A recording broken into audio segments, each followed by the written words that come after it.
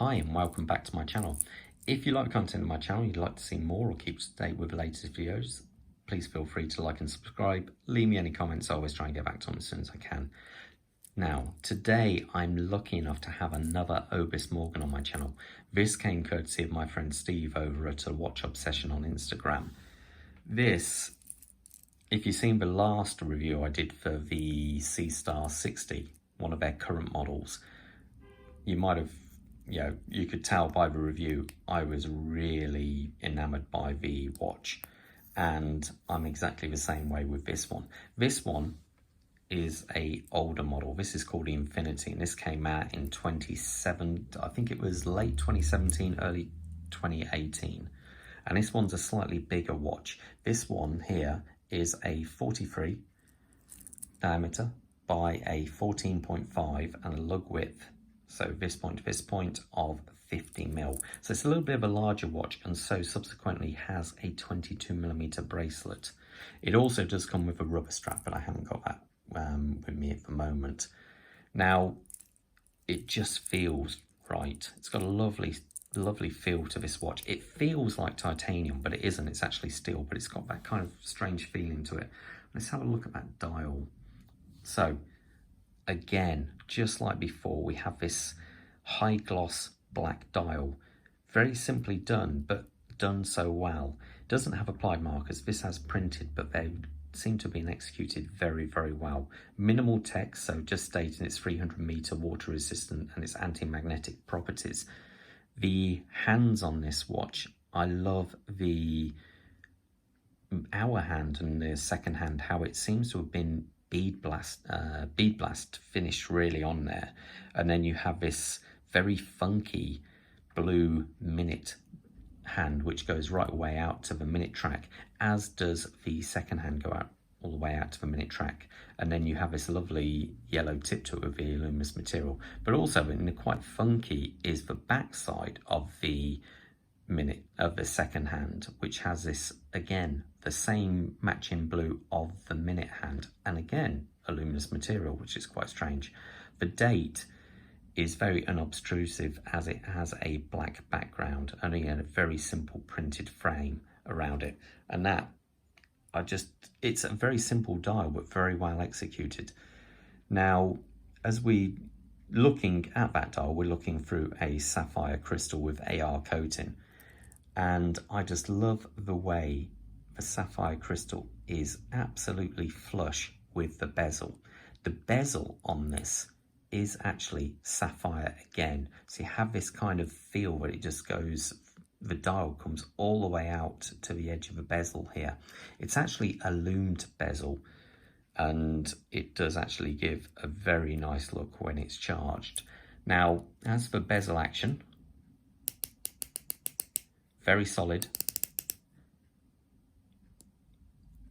Tiny bit of back play, not much. 120 click.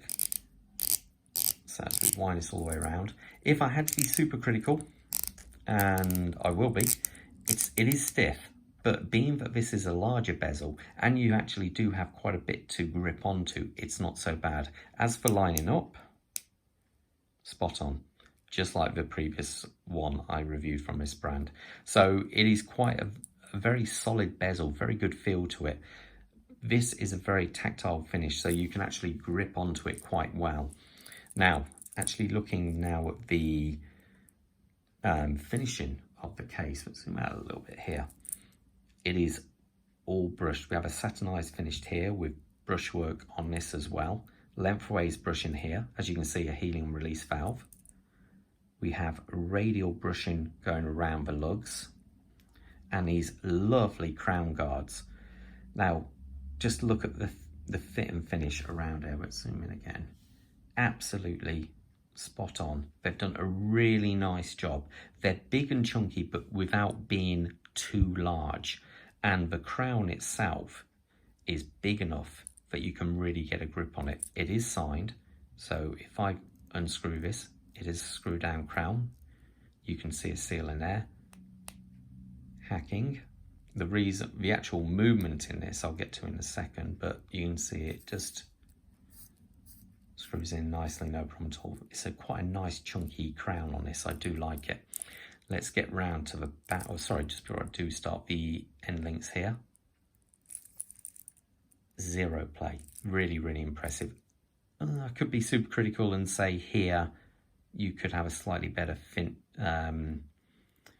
fit between them and the case, but we are talking a watch which when it came out was $440. I think this is a bargain. The back of the watch here, again, a really kind of chunky case back there, a lovely printed in submersible suit there. It really does look great. Minimal text, just the Obris Morgan model name Infinity automatic, and most importantly what it says here, ETA 2824. Now this actually has an ETA movement in it, and it's a very solid movement. This is what the Sellita SW200 was actually based upon, but this is the original version. I actually have a Breitling with a chrono certificate version of this in. It is known for being absolutely bomb-proof, so it is a very solid movement. I believe it's a 25 joule movement. It's got about, I think it's just coming on for 40 hours of power reserve, but most importantly, its beat rate is 28,800, so at 4 hertz. And what that simply means is you get 8 beats per second. So look at that second hand, it just glides around the dial nicely. You know, I am a Seiko fan, I do like a lot of Seikos, but they're almost sub £2,000, you're only getting 6 beats per second, and so it's a little bit more jumpy as it goes round. So now let's get out to this bracelet. The bracelet, quite a simple 3-link design, though it is screwed, but we do have a very nice clasp on this. So there we go. It has a dive link extension. Let me zoom out a little bit for us. You do have a nice ratcheting system. You press this button here, pull it back, and it releases. And if I release, you can see it is milled and actually decorated as well, which is a very nice touch. And it's actually signed. And it's actually quite deep, to be fair. You can actually really feel that. It's not just a very light kind of etching on there. Let me just move the camera up a little bit so I get a slightly better view. Now, let's actually try this on my wrist. Today, I'm wearing a Zin UX GSG9 spec.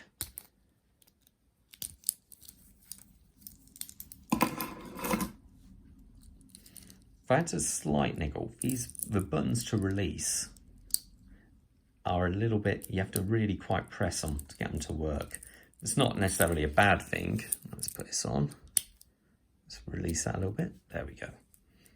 So I have a fraction over a 7-inch wrist. So that's approximately 18 centimeters, give or take. And the watch does sit very well, I think. I think it does look really, really nice. The beauty with that ratcheting system on the back is sometimes if on a hot summer's day your wrist kind of swells a little bit, you can just release that and give yourself a little bit more play just to make it feel a little bit more comfortable. Now, I am really sold on this brand. I'm gonna have to get some of their watches, I think, so I really do like them. So there you go. That was my little review of the Obris Morgan. Now, being that it is a micro brand, would you actually consider buying one yourself? Is this something which would appeal to you? For me, I'm absolutely sold on them, but I've still yet to get one, unfortunately, but I will be getting one. So what do you guys think? Would you get this brand? Does it do it for you or not? Anyway, leave any comments below. I'll try and get back to you as soon as I can. Stay safe. See you at the next review. All the best. Bye.